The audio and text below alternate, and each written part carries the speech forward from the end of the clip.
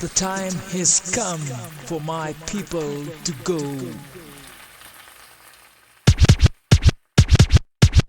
I'm not a queen, I'm a servant of the people. I'm not a king, I'm a servant of the people.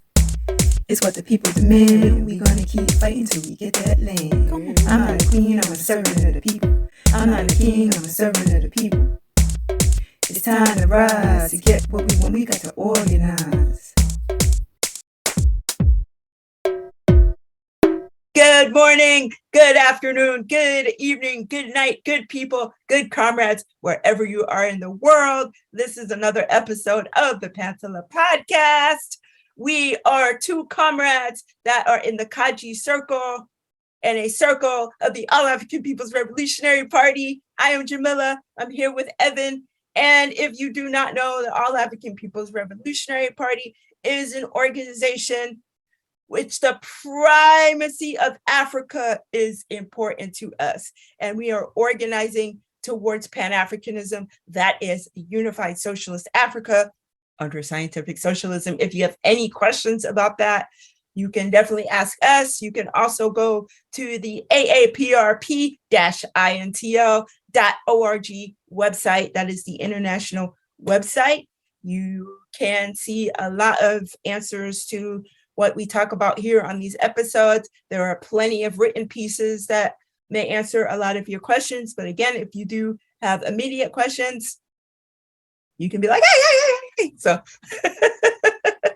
but as we always say, without the ancestors' work, we wouldn't be here to do the work that they started for us to continue. So before we continue the rest of this episode, we are going to honor a couple of our ancestors. Evan, who are our ancestors today? For this episode, we're going to honor Nina Simone and Solomon Malungu.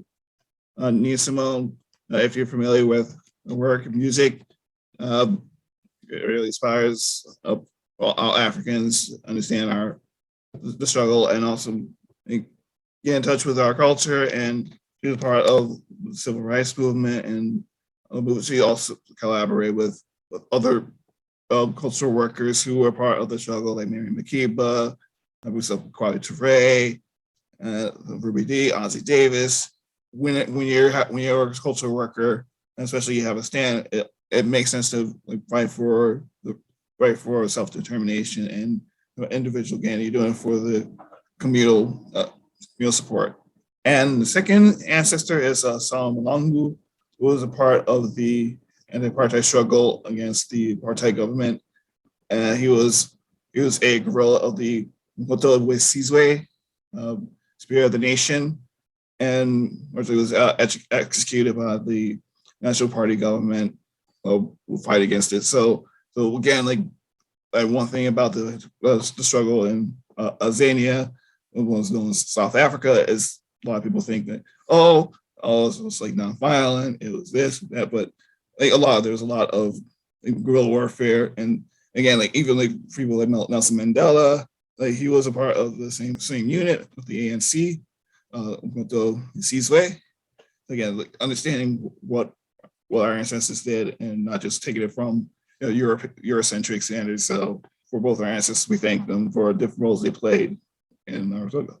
And speaking of understanding, I wanted to actually address the cultural worker, because I think that is really crucial to what we're going to talk about. So can we kind of sit with the meaning of a cultural worker for a second? Because cultural workers get confused with entertainers, and it's easy for that confusion for those who are working against the people to get mixed into that. So what is the difference between a cultural worker and an entertainer? So a cultural worker is someone who is out there to spread the culture of the nation and making sure that we're not just that.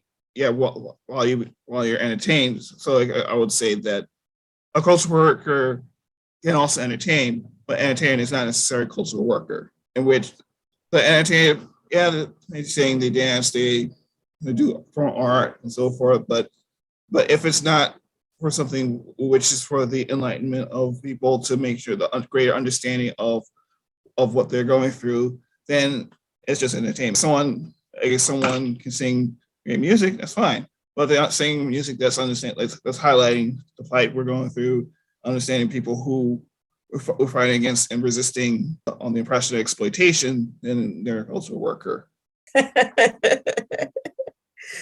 So the episode today, we are addressing how important it is to understand the work of the enemy, because for sure they are working day and night to understand us.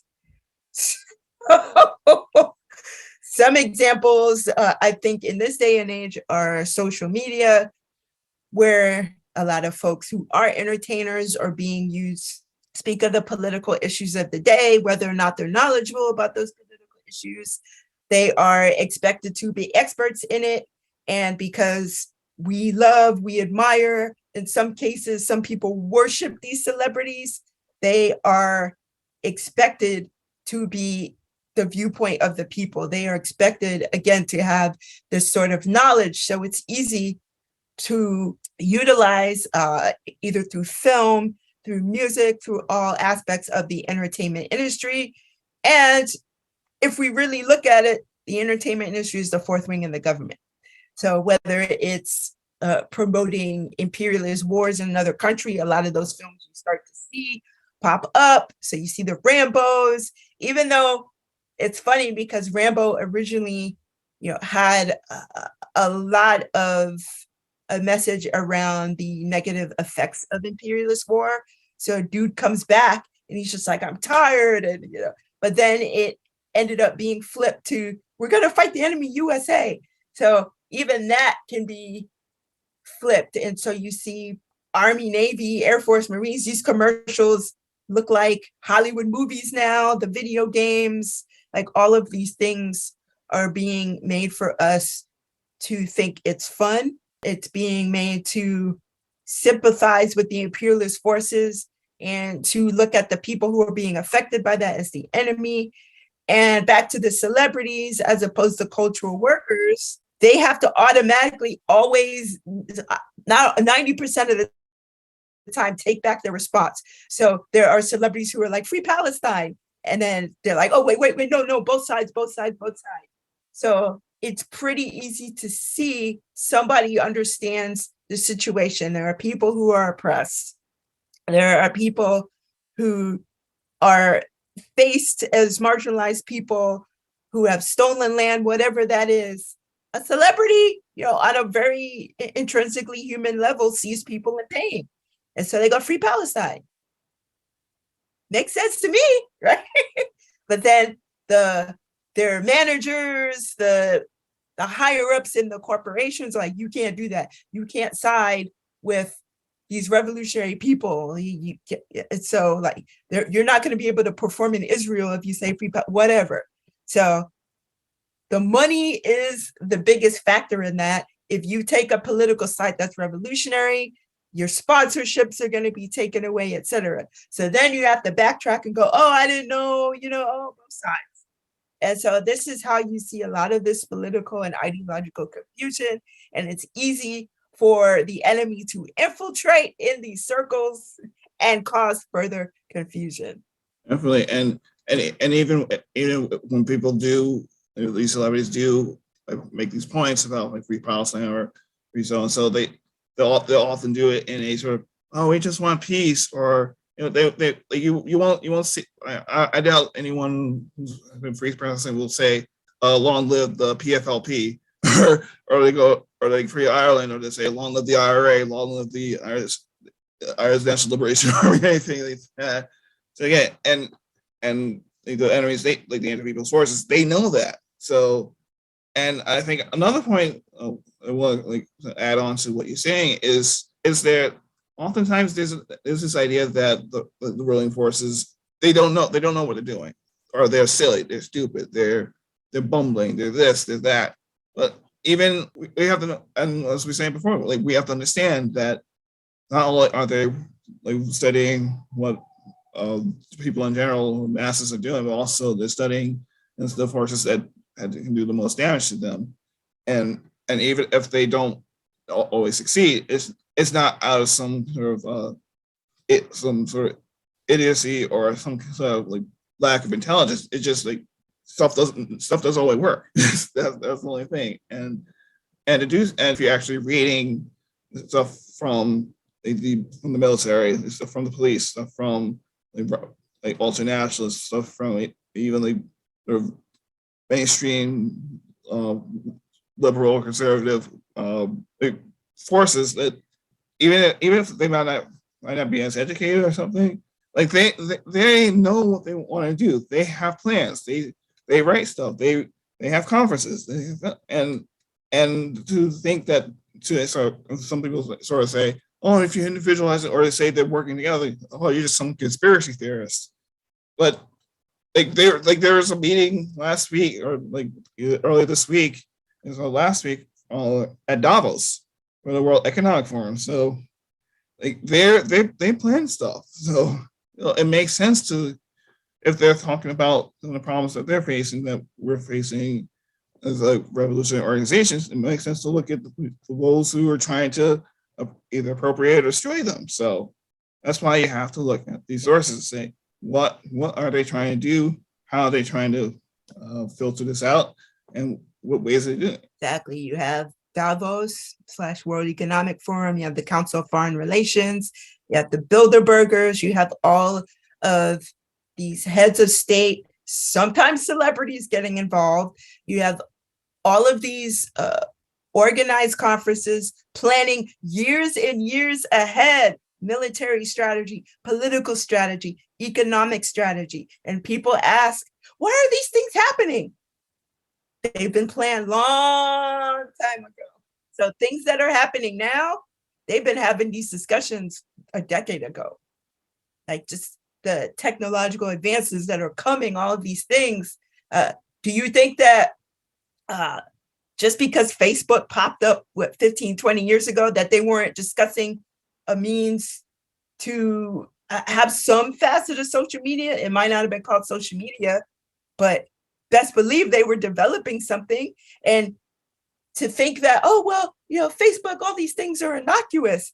It's like, it's a means of collecting and storing people's information. You don't think if there was no Facebook, there wouldn't be something else? So they're obviously planning years and years and years of these things. The things we are seeing now, we are so far behind in terms of the knowledge of what they've been talking about.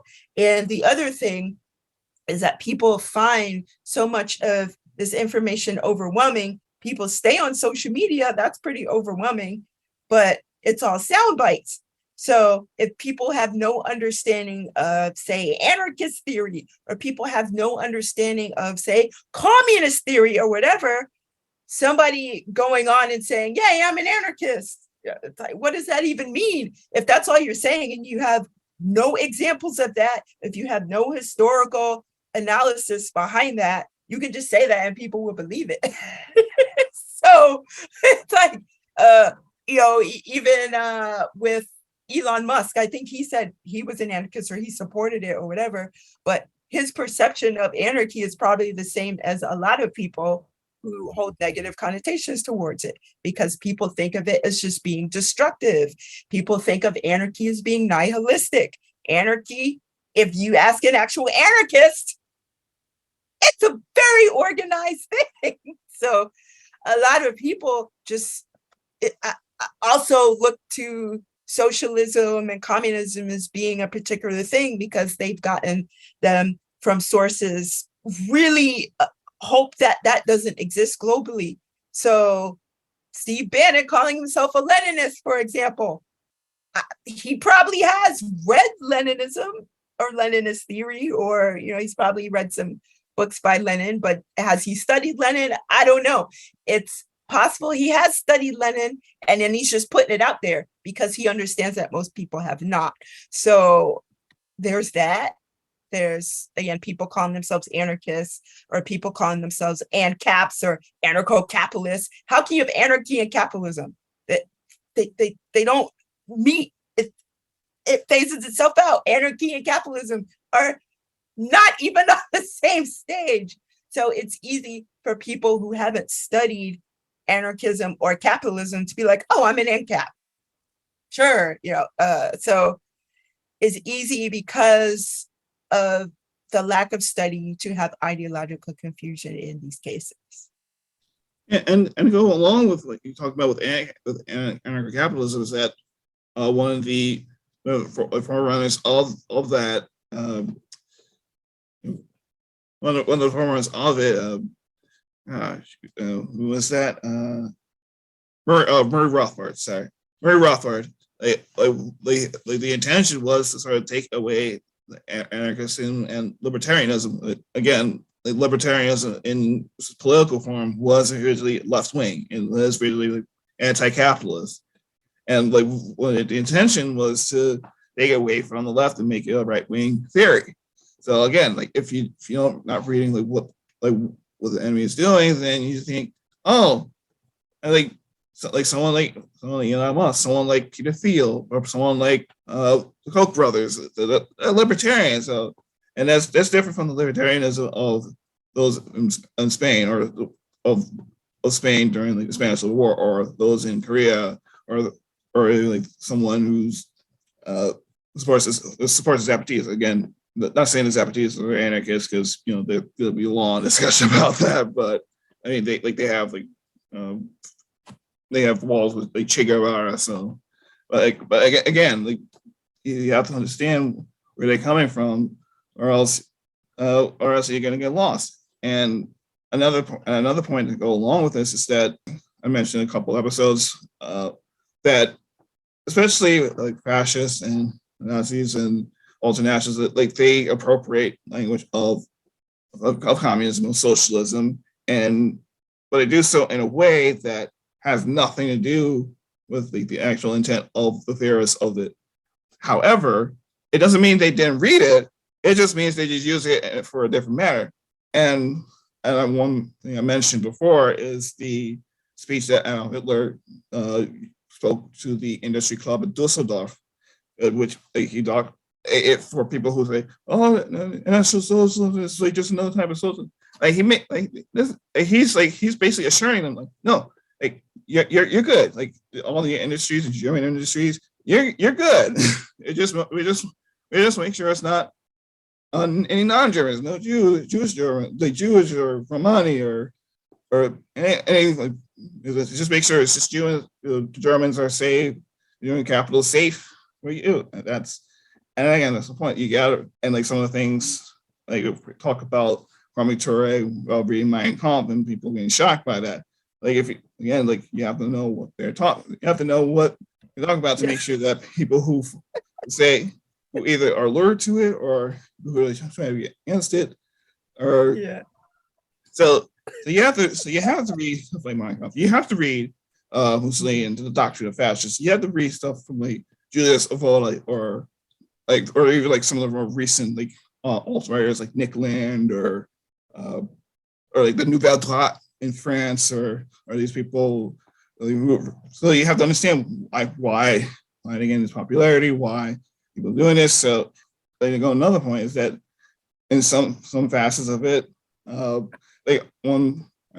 facets of the art, right? They talk not only Marxist thinkers, but also some French thinkers like Deleuze or Foucault, for example.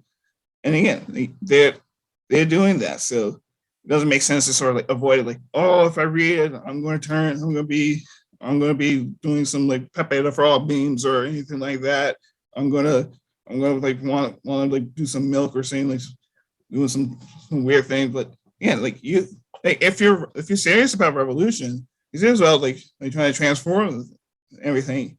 You gotta know what they're doing, or else you gotta know what they're trying to do against you, and you gotta know what they're for. So you gotta read and gotta work with people who say, okay, how are we fighting against this? It's interesting because that's on so many sides, because there's conversations I have with people over time who have bad-mouthed socialism yet have not studied it. So it's the converse.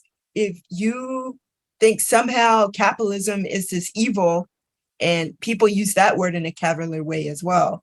That people, oh, I think capitalism is bad. Why do you think it's bad? I don't know. It just seems bad. I tell you, people aren't getting paid. That you have to understand the machinations of a system to understand why it's bad. So maybe you don't have as much time as some people who pour hours and hours into study, but you can look on a search engine and go, why is capitalism bad? And there'll be some articles about it or quick pamphlets or something like that. But a lot of people aren't even doing that. And to go back to the anarchism/socialism bad argument, this is my 10-second explanation. So people conflate a lot of things. So people look at, because they haven't studied it, they say that socialism and communism, the state just gives you everything. People are not even addressing the means of production here. So it's like, oh, yeah, the state just hands you stuff and everyone becomes lazy. But you don't understand the mechanisms of a society. This would also be, wouldn't people be lazy under capitalism? Because people certainly are. So there's going to be any system where you're going to have people, but there's no impetus to do any work under capitalism. The only impetus is fear, because I can't pay my rent if I don't work. So it's fear-based, whereas socialism, you're working towards a better society. So there's my 10-second argument for that there. But also with anarchism, people think that's destructive, and anarchism, as is communism's the elimination of the state. But people are saying, oh, it's the state just gives you everything. But then you have these libertarian ANCAP people saying, oh, their type of anarchism is the same because they don't want states' involvement. But the anarchism that you're not addressing is also the elimination of private property. So to say that anarcho-capitalism is the same as actual old school anarchism, it just doesn't make any sense, because you're leaving out the means of production in your defense of anarcho-capitalism or whatever. What is the relationship to the means of production? And that is the thing we really have to address. So I just wanted to go back to that. So now we can move forward. Yep, and another point, speaking of like understanding what they're talking about, is understanding the fact that not only are all the nationalists and libertarian, I don't want to say they're all the same, but obviously ultranationalists, fascists, and right-wing libertarians, so forth, they have their own works to study and so forth. But also, you also understand like the bourgeois state is doing things against you. Like you have to understand, like not only if you're like a guerrilla doing people's war or doing anything or like some affiliated group or anything like. But if you could be a part of the peace movement, you could be in a union, you could be a progressive voting bloc, organizing voting bloc or anything like that. Like they're gonna do stuff. Like you have to understand like different forms of counterinsurgency. For example, the U.S. The U.S. Marine Corps, for example, they have a paper where whereas analyzing Mao Zedong's guerrilla warfare. Like they're studying what they're talking about. They understand like even though this was written, Mao's guerrilla warfare was written decades ago. Like still, like, revolutionary movements, not only revolutionary movements, but some other movements have used. Like they understand some of the tactics there. Or you think of Che's work, or you think of like the Handbook of Revolutionary Warfare. There's other works on like communist and socialist groups. They're studying and saying, okay, how can we use some of their tactics to make our goals, or you also think about some other things like he was David Petraeus's doctrine of counterinsurgency, and so the fact is what they're trying to do to sort of like win the hearts and minds of people so that they don't feel the guerrillas. And if you're talking about on the African continent, there's a site that was run by like I think it was a sergeant from they're either involved with or they studied the Bush War by the African liberation groups like ZIPRA and ZANLA against the nationalist Rhodesian government, and like and a lot of it is talking about the psychological warfare to get people to either accept the Zimbabwe Rhodesia government that they came about in 1979, or like condemn them for still fighting the guerrilla warfare. So you have to understand, like, they're doing that. So it doesn't make sense to think, oh, we could just vote things out, or we just leave them alone, or anything like that.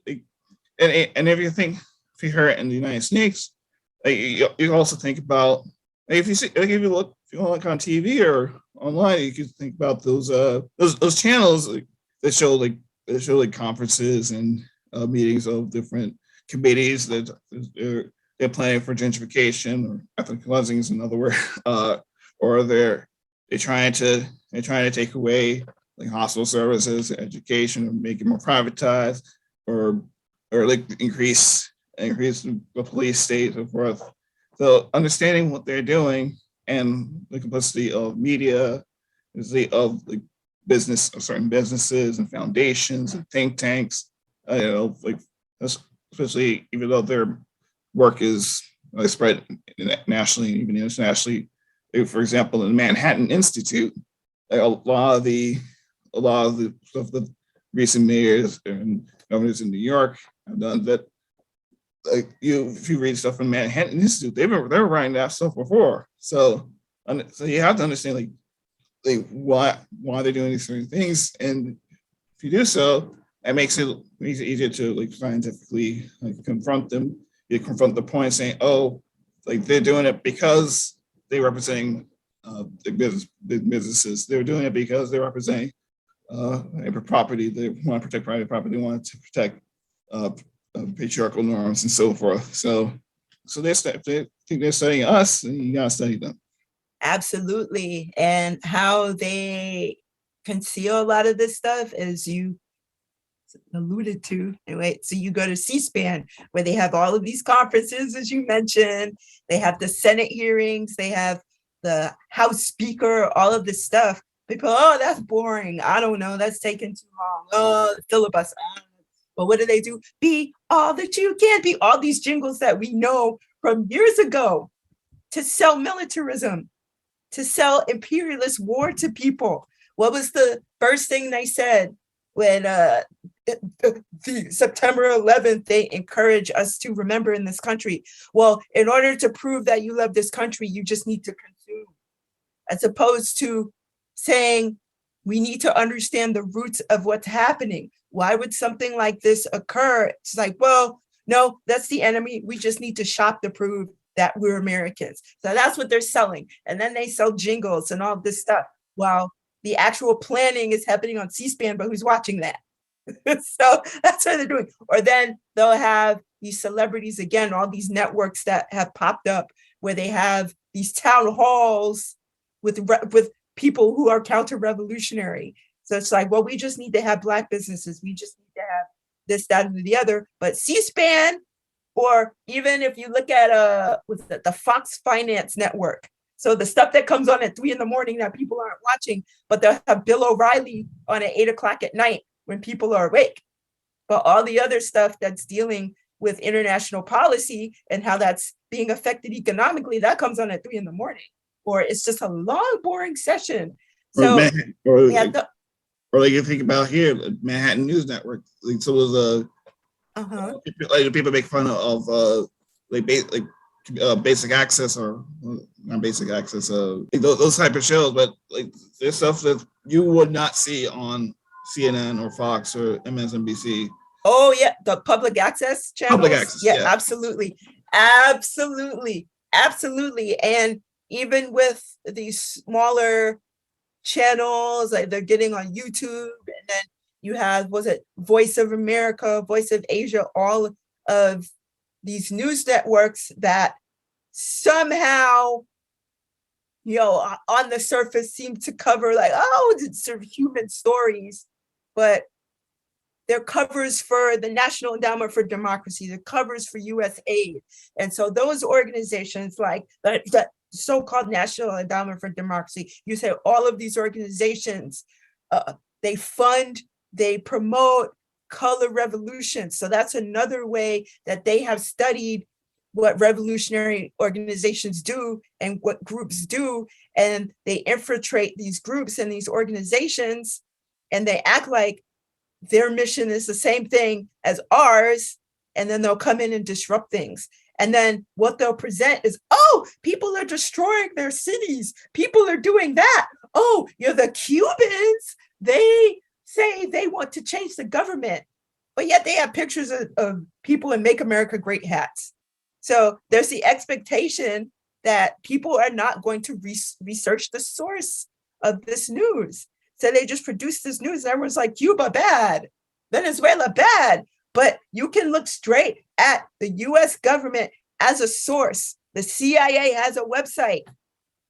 The Council on Foreign Relations has a website. All of these organizations, all of these acronymed forces have organizations where you can see the source, where they literally in 1960 said they want to destroy the Cuban political process. They want to destroy the economy. They want to make sure people starve. These are documents you can find in the US government's website. So to be like, well, why are people starving? Why is there no food in the stores? All of this, there's an actual source to why that is. There's a blockade happening right now in Cuba. There's sanctions happening in other parts of the world. So people, well, why did Chavez hoard the oil? Who said Chavez was hoarding the oil? The fact that they can't get any resources in order to break the oil down. How are you just going to take the oil?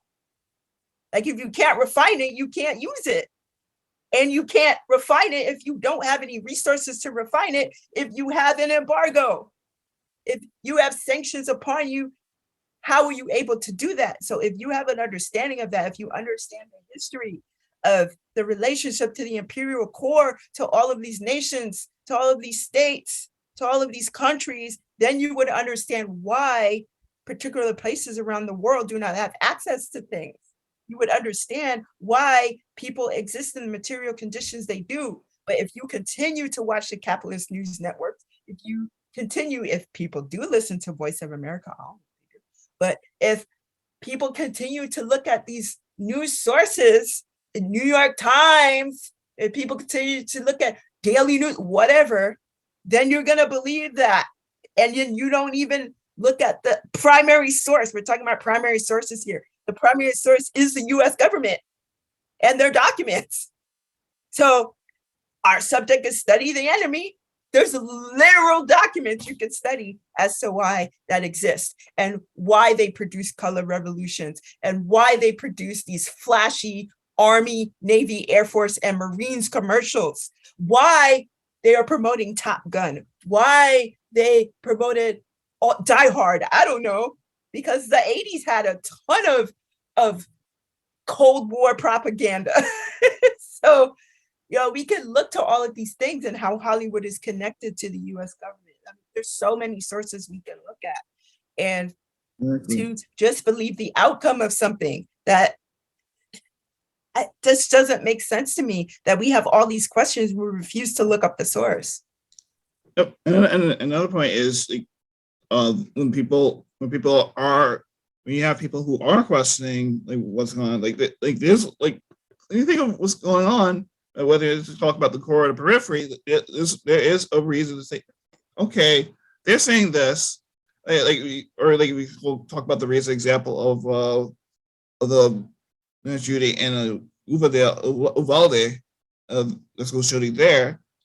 Even there, people the police said this, that they did this, but then it's oh wait, they're not telling the truth.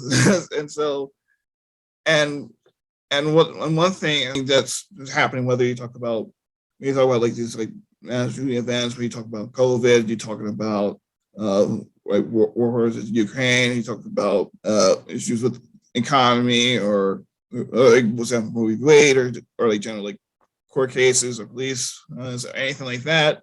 like people is like, okay, these sources are not telling the truth. They're just like repeating whatever the officials are saying. So they go somewhere else, and like this might be a comfort there. Like again, yeah, like some place like the Daily Mail or New York Post or Fox News or something like that. Like, yeah, they might have stuff that might be relevant, that might have, they're given a different perspective, a different narrative. And again, like in those cases, you still, regardless of where you're looking at, you still have to, like the primary sources say, to make sure that, yeah, like that when they're giving a different alternative narrative, that they're not, it's not just a different way of this going, this is like supporting the status quo. That is actually like something that's, supports the working masses, and not just, we'll talk one way, but then ends up like, instead of supporting like Silicon Valley to capital or finance capital, you're just supporting like oil and natural gas and some like manufacturers capital. That's another point about making sure that you not only know the enemies from their primary sources, but you also know enemies from the secondary sources, and how and what perspective they're trying to gain. Because like if you talk about gun control, like if you just look at it as like, look on side, like sort of like when you say, we gotta make sure everyone's got background checks and this and do that, or and it's like, and then the other side's like, for Second Amendment, we gotta make sure we're free. That again, you have to make sure that you have, again, look at it, saying like, just because they have two sides that are getting presented doesn't mean the one that either side is right. And again, you have to study like, maybe they're both mistaken. Right. And it's not just that. Again, understanding the source of the situation. So if all you are arguing about is gun control or not to have gun control, and you have the police, if that is not addressed, if you take guns away from everybody except the police, people still out here going to get shot. So then, okay, nobody has guns, but people still getting shot. People who are not armed are getting shot. So you still have a problem. So if you don't address the root of the problem is still going to exist. So this argument about gun control, all these low-hanging fruit arguments, or people saying this person's a dictator or that person's a dictator. Again, study what your own government has put out as a document. Your own government, and we're talking about the US here, I'm saying your government has declared who is a dictator and who is a friend. So you believe what they're saying instead of studying for yourself the context of what has existed. So to say that, for instance, Muammar Gaddafi was a dictator without understanding the government structures that existed there, without understanding that there were structures to counter patriarchy in Libya, there was a water filtration system that was quite advanced. There were so many things, free housing, just basic level things. And then you had Gaddafi go to the African Union, of which Gaddafi helped to develop the original African Union, but to go and say, okay, we need to have a unified economy as Africans. You don't think that the IMF is looking at that? You don't think the US government is looking at that and going, we got to do something about that? So of course they conjure up stories. They'd be like, oh, this person's the enemy. But because you haven't studied the government of Libya, you automatically believe what the US government is saying. So the same thing as what happened with Chavez, the same thing that what has happened in Cuba, the same thing that's happened in so many places around the world. People who haven't studied tend to believe, I wouldn't even call them secondary sources, but they are a different kind of primary source. They're the enemy's primary source. So we do have two different primary sources. So the primary source of the actual country, et cetera, that's being affected by the other primary source. But you're not studying either primary source. So you just get, there's very limited perspective with no historical analysis. So this person's an enemy. This person's a dictator. Why would they oppose what the U.S. is doing? Understand the history of the U.S. involvement. So if we have no knowledge of that and we refuse to study that, we're going to continue to believe these stories, and then we're going to continue to we're going to continue to vote these people in, and then when they let us down, we get mad. It's just like, study these people's history, and you wouldn't be so surprised that they're also an agent of imperialism. So study the primary source on both ends. If you think that capitalism is bad, study why it's bad. Don't be like, well, I think it's kind of bad. It can be tweaked. Actually understand. Look like a surgeon. Act like a surgeon and really pick apart something. And I know people, well, if you have an opinion about something, like, it's not even about having an opinion. It's about having a basic awareness of something. Everybody has an opinion, but a lot of people's opinions are based on something that's misinformed. So opinions are really, whatever. But if you're really going to speak on something, you have to understand why you're speaking about that thing. So anyone saying that somebody's a dictator or and not acknowledging the actual dictators, if you're saying that Hugo Chavez was a dictator, but not mentioning Pinochet in that same sentence, then so you have to really look at who these sources support. The primary source of the enemy are the ones that do support dictatorships, but who the primary sources of the enemy considered to be dictators and enemies tend to be democratically elected officials, tend to be anti-imperialist figures, tend to be those who have history working amongst the people and for the people historically. And if we don't do that homework, if we don't do that research on these people to know, like, why are they considered the enemy? Like, I'm being told they're the enemy, but why exactly are they the enemy? And yeah, if you do all that research and still consider them to be the enemy, that's a whole different story. We can have that conversation. But for you to just automatically say, well, Putin wants to make Russia communist again, without even like knowing where you got that from, it's like, no, you have to study, like, where was it actually said? And do you have actual proof that that's being done? But if you're just getting that from somebody and somebody on the internet or CNN or whatever, and you're not doing you're just believing that, then it's just like your argument has failed. It just doesn't make sense to me. That always cracks me up. Like they say, oh, he was a KGB agent, or they talk about how the Soviet Union collapsing was, overthrow. In fact, like that was like one of the worst geopolitical things last how many years, and like, oh, see, dude's communist, dude wants to bring it back, but like there. Again, okay, Evan, there's a difference between being anti-imperialist and pro-communist. I thought we figured that out. Maybe we didn't. I don't know. Like, there's a ton of people who are anti-imperialist, but they may not be progressive. Like, we see cases of that all the time. So somebody protecting the country's interest is very different than saying the masses should own the means of production, that there should be no more state. Like, those are very different things. I'm sorry I jumped in, but I'm just like, this is what's going on.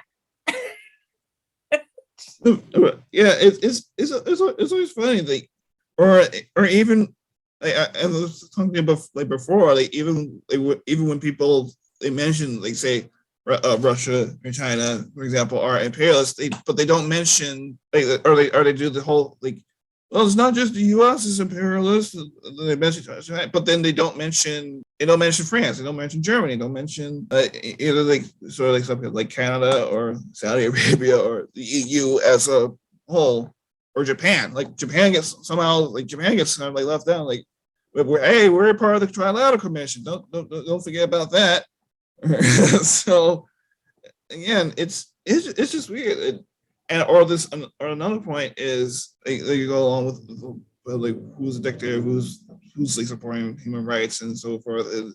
Is somehow like in Russia, in China, in Cuba, Venezuela, so forth, like certain countries, they're doing propaganda, but there's not propaganda in the United States. There's not propaganda in India, or there's not propaganda and again, like it's sort of like there's only propaganda when they face like, oh, they don't like this, or they're like you're a government, there's a class interest in the government, there's a racial or class agenda interest in the government. There's no way it's not propaganda. Like our one of the earliest episodes, like everything's political.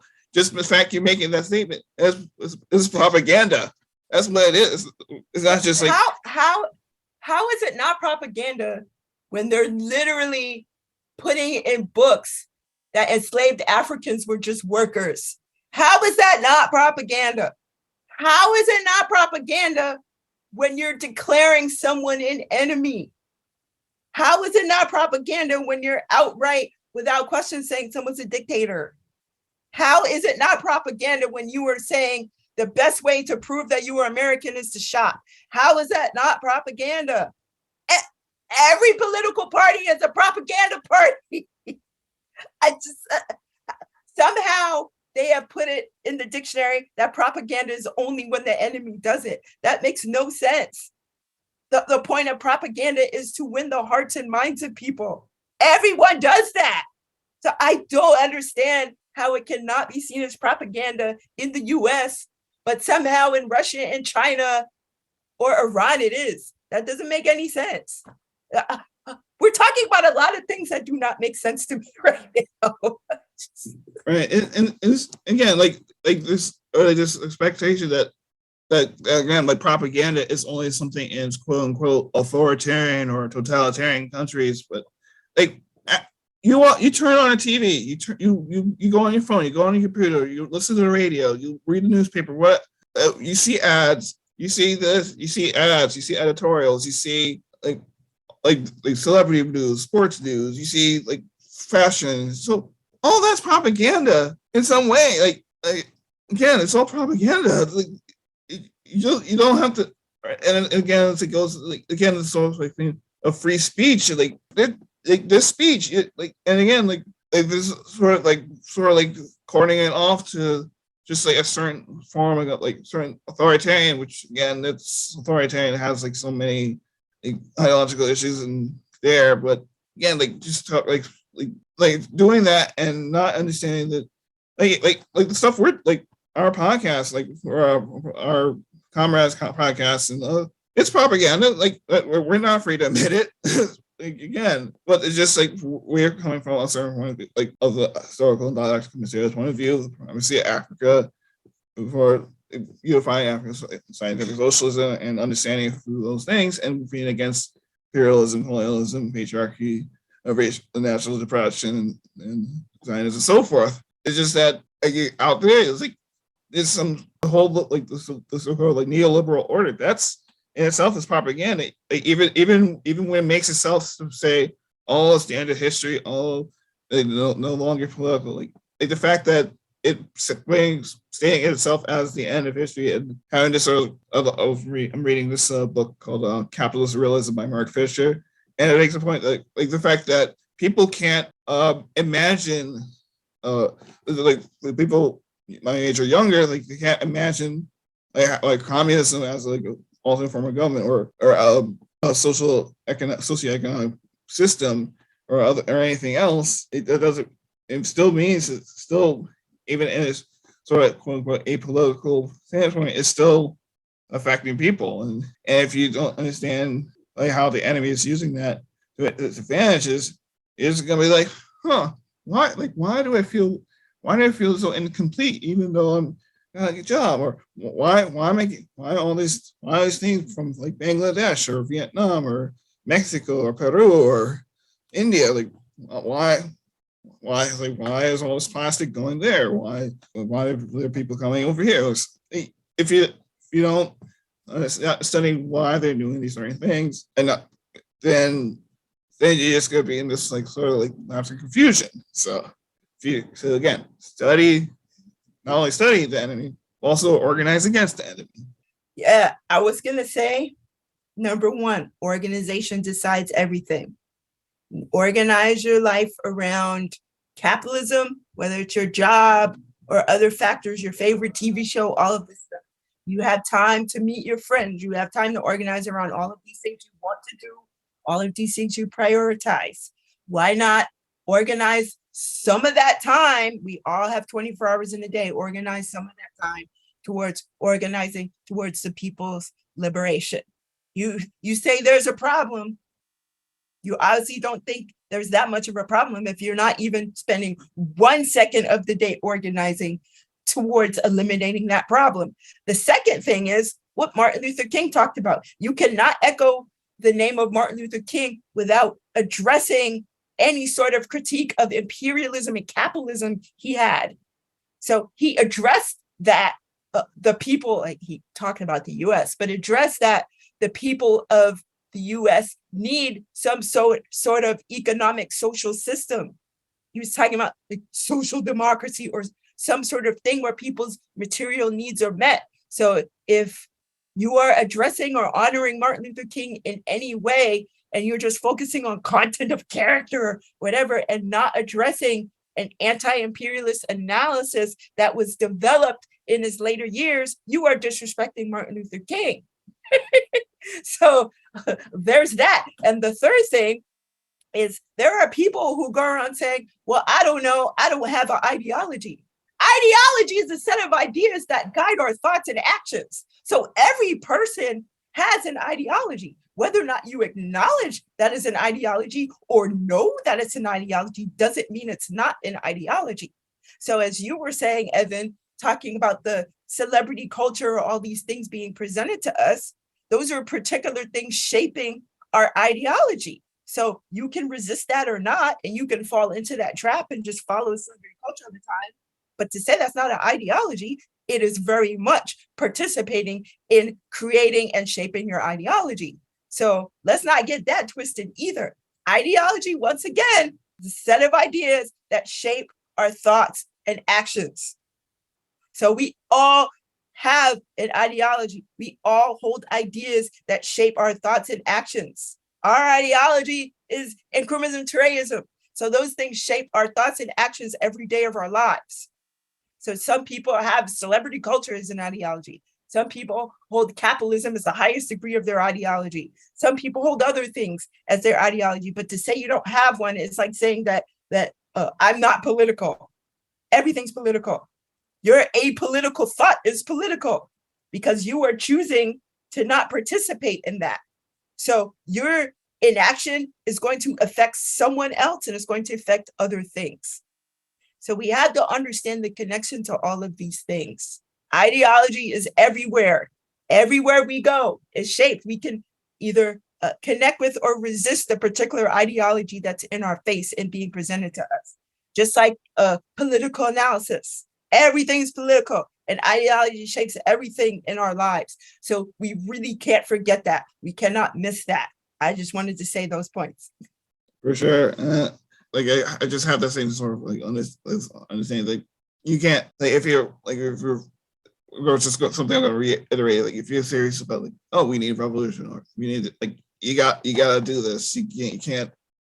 I think it also goes to the point we mentioned of how you can't just assume that they're not only why these things happening, but also like, oh, they don't know what they're thinking. They're so stupid. They're uneducated. They're dim-witted and so forth. But like even like obviously as like collection of human beings, like ruling class, they're not perfect, obviously. But again, you still have to understand that they have the interest they want to compel, and they're talking about the ways they're doing it. So, and again, like understanding like some of the events that are happening as like if you think of like the shootings is like part of like a low intensity warfare. Like if you think of it that way, then that changes your mentality rather than just like some stuff that's happening randomly. if you understand like how many people, a lot of them, or they might have been abusive to women or gender oppressed people. They're part of like the JROTC, the JROTC, or they're part of the military, the police, and so forth, or they had these other things. Not to mention, or they visit certain websites and then they talk with agents. So again, you're not going to understand it, and of course you understand also the basis of it, of being part of a settler colony here in Snakes, or if you think about other places where we had a history of colony. And I don't understand what you're saying. I was born here. I live here. This country has so much potential to be great, and suddenly there are all of these shootings. I don't like. This wasn't happening when I was growing up. What are you saying? No. You have to understand that we can fix this country. We have